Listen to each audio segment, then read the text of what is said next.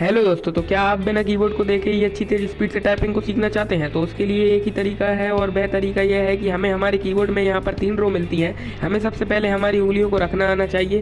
पहले हमारी उंगलियाँ बीच वाली रो पर आती हैं। बीच वाली रो पर किस उंगली को के नीचे कौन सी की है, सबसे पहले हमें इस चीज़ का माइंड में सेट कर लेना होगा। हमें बीच वाली रो की जब तक प्रैक्टिस करना है, जब तक कि बीच वाली रो में जो भी वर्ड वो हमारी उंगलियों को याद ना हो जाए। जब हमारी उंगलियों को बीच वाली रो याद हो जाए तब हमारी उंगलियों को यहाँ से उठा के ऊपर वाली रो पर लेकर जाएंगे और ऊपर वाली रो पर कौन सी उंगली किसकी पर जा रही है फिर हमें उसकी प्रैक्टिस करना होगा। और इसी तरह से हमारी उंगलियाँ बीच वाली रो पर से किस उंगली पर आ रही है उसे हमें नीचे वाली रो पर प्रैक्टिस करनी होगी, तभी हमारी टाइपिंग स्किल बढ़ पाएगी। तो थैंक यू गाइस, प्लीज़